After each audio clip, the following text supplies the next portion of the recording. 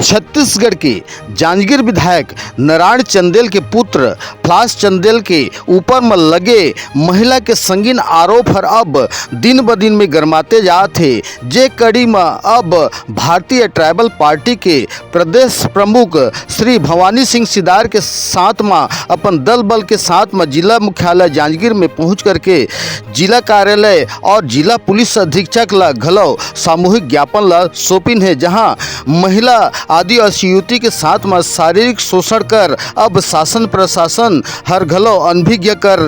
दे है, जेकर खातिर में सामूहिक ज्ञापन सौंप के सरकार ला ही जाहिर कराइन है कि जल्द से जल्द फरार आरोपी के गिरफ्तारी हो, अन्यथा ट्राइबल पार्टी हर जिला और ब्लॉक मुख्यालय में अपन धरना प्रदर्शन करके उचित कार्यवाही कर अनशन लग करही। जांजगीर जिला के आदिवासी शिक्षिका के साथ जांजगीर विधायक का पुत्र फ्लास चंदेल के द्वारा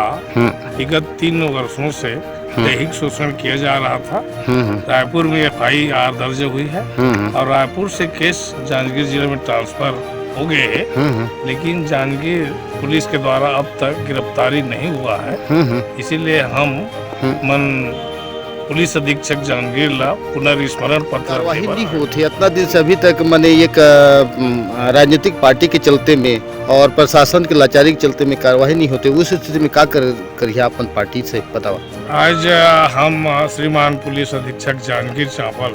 आवेदन देहन 3 दिन के लिए अवसर प्रदान करे हैं। यदि 3 दिन के भीतर गिरफ्तारी नहीं होते तो हम भारतीय ट्राइबल पार्टी छत्तीसगढ़ स्तर से और जिला स्तर से एवं विकास खंड स्तर से आंदोलन और धरना प्रदर्शन करेंगे, और जिससे जो है प्रशासन पुलिस प्रशासन जितना जल्दी से जल्दी हो सके